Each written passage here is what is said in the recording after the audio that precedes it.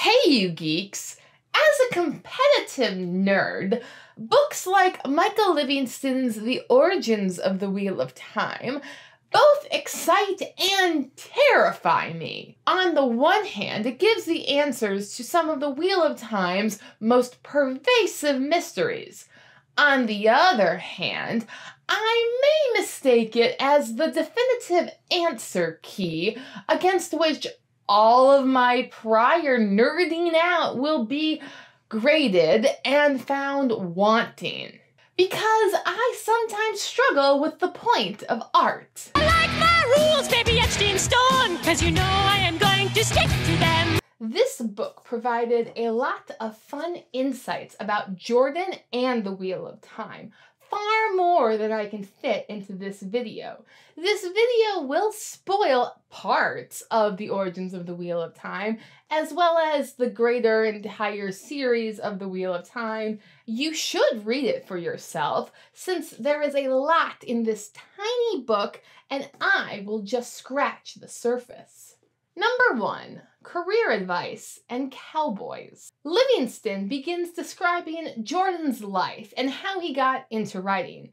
Livingston relays the tale of Jordan meeting Harriet for the first time, where she asked him if he could write a bodice ripper, and he said that he could and made up a plot on the spot.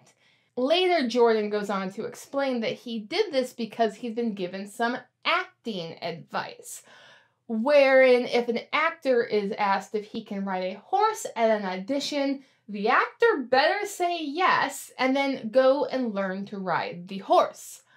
I was given the same sort of advice from my mother, who landed her first teaching job claiming she knew how to drive a school bus.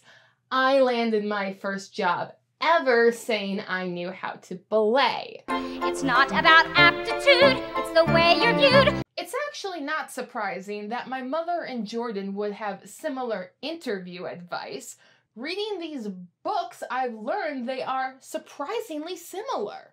Both Jordan and my mother were involved in the military in the 1960s, graduated from college with degrees in physics in the mid-70s, and they loved Westerns. Now, if only my mother didn't hate fantasy with a passion. I'm just struck at how a story involving 5 youths at the end of an age made me reevaluate my feelings on John Wayne movies. I believe that every reader had their own experience on reading The Wheel of Time, and there's value to that. But there is also value in shared experience and shared knowledge. Books like Michael Livingston's The Origins of the Wheel of Time identify what Jordan's origins were and give us a larger base of material from which we can draw on while discussing our favorite 14-book series and thus enrich the fandom, not divide it. Number 2. I overshot. In my previous videos guessing at the Wheel of Time's origins, I overshot Jordan's primary sources by a few centuries. Livingston identified Tolkien, Graves's White Goddess, and Mallory's Le Morte d'Arthur. For Arthurian references, I had looked primarily at Clétien de Troyes' Percival because, like Jordan, de Troyes died before finishing it. Suddenly, the animator suffered a fatal heart attack. With hindsight, I can understand that Jordan was not planning on pulling a de Troyes and dying before he finished The Wheel of Time. I did cry during Livingston's telling of Jordan's passing.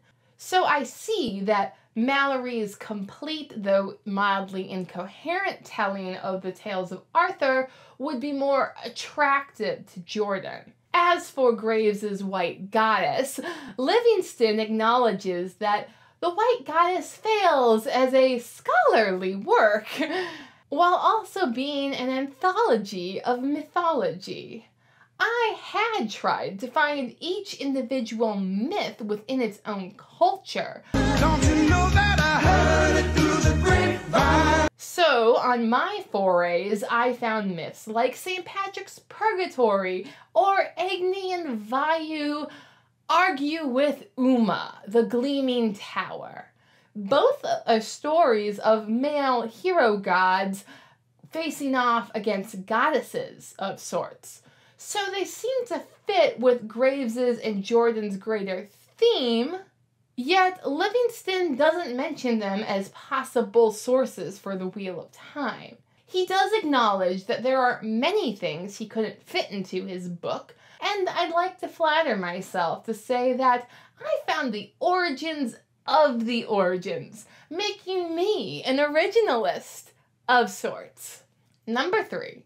Lord of the Beans for the win. Wheel of Time Origins gave me another reason to love Lord of the Beans and name it the definitive Tolkien fanfic. I had given the Lord of the Beans this title when I compared it to Amazon's The Rings of Power's season finale. Thus far, rather uninspiring thing. Livingston's account of how Rand might be named for Gandalf, that is Mithrandir, the Grey Wanderer in Elvish, made me appreciate that Mr. Nezer's wizard is named Randolph. Randolph, you're late. Toto Baggy Pants, I am never late. Now, all the rest of the Lord of the Beans characters seem to be named as humorous spoonerisms of their canon counterparts. Fearless Ranger Iricorn. So this is more likely Vischer being extremely lucky rather than clever. But if the Wheel of Time has taught me anything, it's to appreciate pure dumb luck. Number 4. Demandred killed Osmodian? First time I read this book, I completely missed who Demandred could have been during Lord of Chaos. With hindsight and the fandom's help, I was able to see how Taim may have been Demandred. But I understood that Jordan, followed by Sanderson, reworked Demandred's story to fit him into Shara the entire time. Livingston does a lot of apologetics for the Taimandred change, going so far as to suggest that the truth of the series exists like Schrodinger's cat, being and not being at the same time until the series is finished and the box is opened. I ask myself to be or not to be. Not sure I'd buy that, but I did buy that Grendel had always killed Osmodian. Sanderson sold it so well. Thus, when Livingston explained that Demandred had originally killed Osmodian, I momentarily questioned everything I'd ever known. Number 5. Min was originally a sexy lamp. In the Revision 23 manuscript of The Eye of the World, Min literally jumps Rand in a hayloft, and oh my gosh, it is so cringe. I am so glad that Jordan cut that scene. Yeah, the Wheel of Time on the whole seems to have been originally much darker and much sexier. Is it just me, or does this soccer game have more nudity than most? This is revelatory because the pared back version that we got was considered to be pushing the bounds as it is. To Jordan's credit, even Min's original romp with Rand still served to underline her character trait of being a strong, independent woman who willingly submits to the wheel on day one.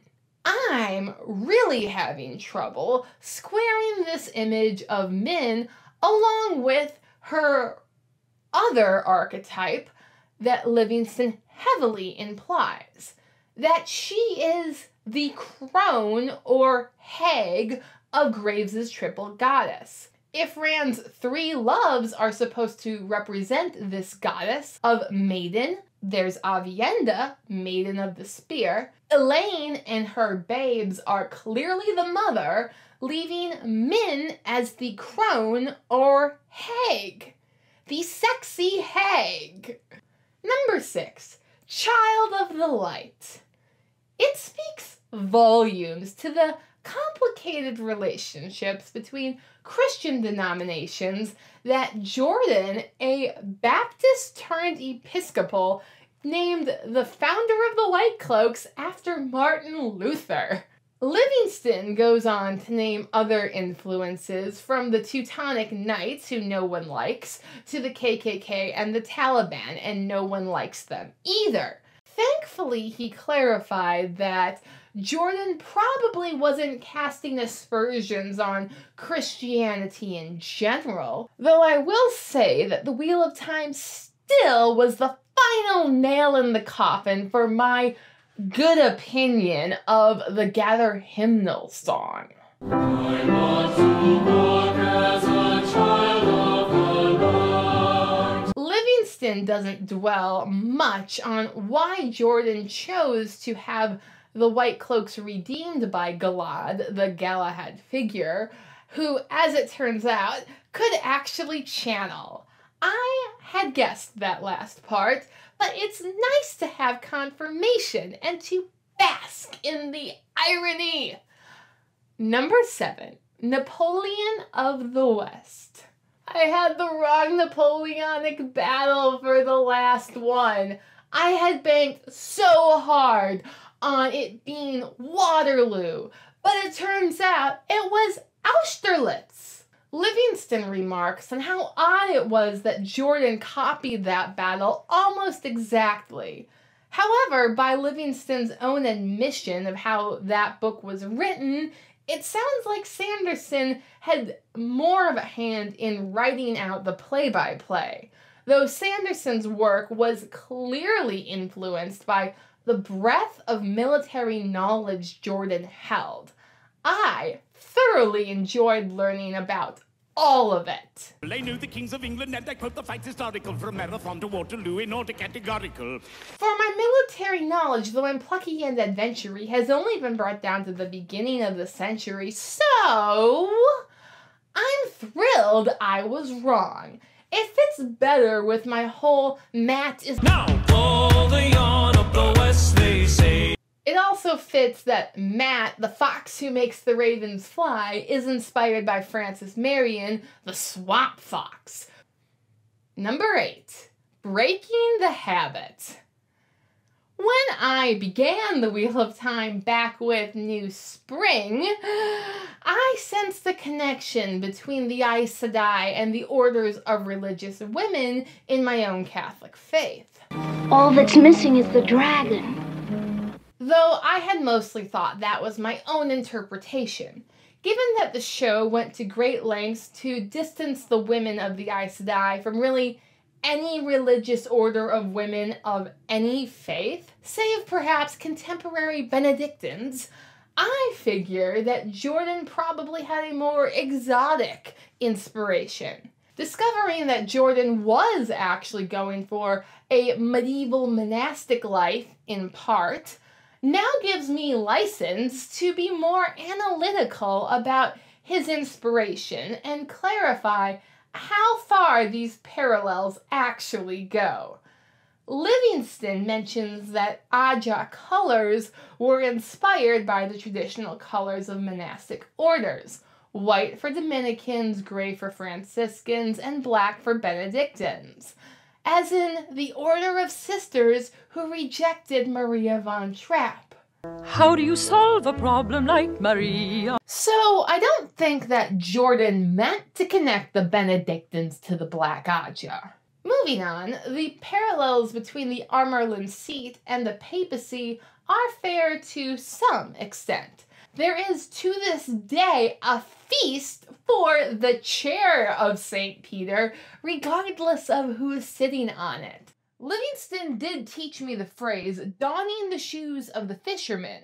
I've confirmed that it's a real phrase, and a real 60s movie. Now Swan's choice of curse words make so much more sense on so many levels. Secondly, Livingston makes a rather odd mistake for a historian, referring to the Vatican as the center of the Western Church during the Second Punic War. The Second Punic War, which occurred from 218 to 201 years before Christ. Meanwhile, the Vatican Hill, which is clearly outside of ancient Rome, would not hold the Holy See until 1280 Anno Domini.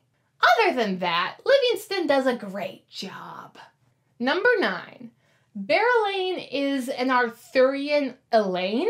This never came together for me. How could I imagine the bull-headed Berelaine to be paired with Elaine of Corbinac, who is later confused with Elaine of Ashtaroth? By night and day, a magic web with colors gay. Mallory's Elaine has a lot more going on, what with betting Lancelot under false pretenses, and then healing Lancelot with the Holy Grail. Question for Mallory: how does a woman who basically rapes a man worthy to hold the Grail, which can only be found by the purest of men? Okay, but that's worse. I mean, you do get how that's worse. I'm not going to give up completely on her being named for Bera from the Norse tale of Beorn. After all, she is a bear Elaine. Livingston says that his explanations are not definitive, so that is my contribution to the conversation. Number 10. It's not a pipe. A showman to the core, apparently. Jordan died before he could tell us how Rand lit the pipe. I'm going to stick with my interpretation that Rand has learned to see all places as part of Teleron-Riyadh. As Varen has said, it's woven into all the worlds. Therefore, to my mind, the Teleron-Riyadh is the true fabric of the worlds that Rand wove when he sealed the Dark One away, and he can now just see all the time because he's special like that. That's my story, and I'm sticking to it. Let me know down in the comments what your favorite tidbits from the origins of the Wheel of Time were. And don't forget to like, share, and subscribe. Thank you!